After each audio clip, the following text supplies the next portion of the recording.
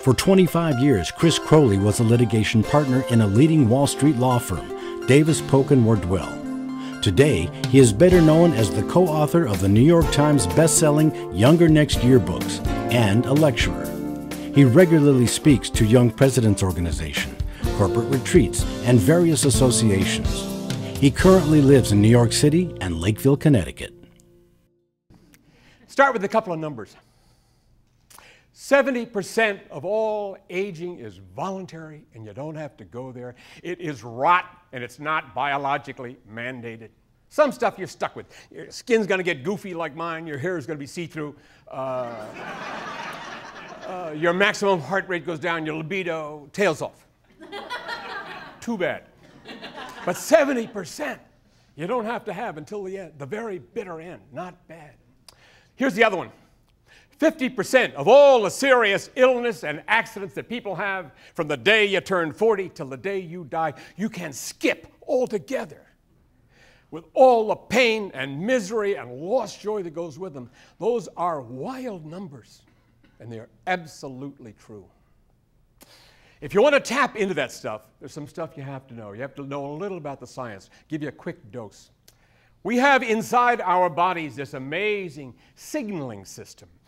Billions of signals inside our bodies all day long. More than all the emails in the world, all the telephone calls, all the transmissions, TV, inside our bodies. Very sophisticated system, very subtle. But the messages are very simple. It's always one of two things: grow or atrophy. Grow or decay.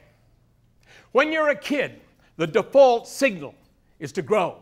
So no matter what you do, every year you get a little stronger, more coordinated, more fun, more sexual. Hell of a guy. Nice going. And then, around 35, that tide that the default signal sets up, the tide turns slack. And then it turns against you when the default signal is to decay. And that sets up a tide of aging inside your body, which is not so hot. There are only 3 illustrations in the book. They're chart. They look like this. You start at 40 or 50, and every year you get a little slower, a little fatter, more pain-racked, less amusing, more grumpy, until you go over the waterfall. It's awful damn sad, and I'm sorry to talk about it. However,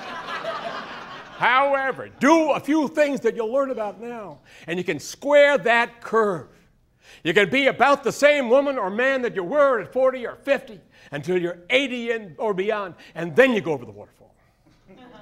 In fact, most of us are in such god-awful shape that you can be fundamentally younger, functionally younger in every important way for 4 or 5 or 6 years, then it levels off, and then the waterfall.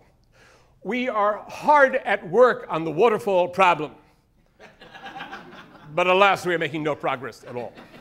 So what this is all about is the quality of your life, and it can be radically better. All right, now you know how incredibly important this dreadful aerobic exercise is. Dreary notion, but it really is. When I heard it from Harry, my pal Harry, I resolved to do it 4 days a week for the rest of my life. And I'm a bit of a biker, so I decided I'd go to spin class. Anybody know about spin class? Whoa, good for you. I'd never done it. I decided I'd go. So here I go. I am at the gym. I have signed up for a year at shocking cost, and have gotten a spin class schedule. It is 6:30 in the morning, and I am feeling very, very shy because I am very old. I am 40 pounds overweight, and I do not look becoming in my biking costume.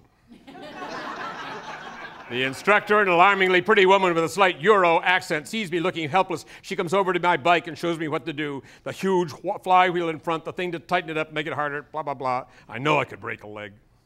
The room fills with beautiful creatures in their 20s and 30s, 1 or 2 old numeros, but no one vaguely as old as I am. The music starts, a din with a heavy, compulsive beat. The instructor has a mic, and she starts telling us how to pedal, how fast, and how much resistance. My hearing has gone to hell, but I follow as best I can. Speed up, slow down, tighten or ease the resistance knob. I do not fall off, but I know I could. Out of the saddle, she screams, and everybody stands up and starts pumping like lunatics. Resistance, she shouts, and everyone tightens the little knob. My quadriceps, which I thought were strong, start to scream. How many seconds can this go on? Actually, it goes on for about 3 minutes, but I do not. Did I mention that the walls are all mirrors? Well, they are, and I have just caught sight of my own face. and I am so frightened that I sit down hard. My face is purple, a bad purple, and I am sweating in a way that suggests the onset of serious illness, not good health. After that, I hang, but I only do some of the things the instructor says. I hang, man. I'm there for the whole 45 minutes, then do stretching and so on. When I leave, my color is still peculiar. As I totter out of the room at the end, the instructor comes up and says, "Nice going. First time?" How could you tell? I give her a wan smile. She just nods and says again, "Nice going." I stumble home, bathe, and go to bed. It is now 7:45 in the morning and my day is over. It is good that I am retired. I could not go to work like this.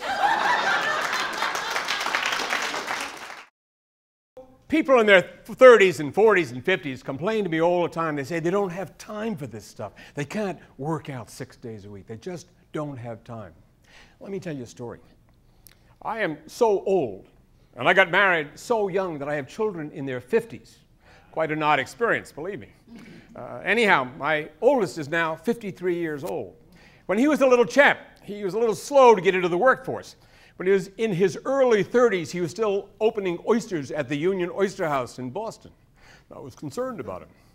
And then, interestingly, he got sort of interested in the entrepreneurial life, and he had a little flair for it. He had a terrific flair for it.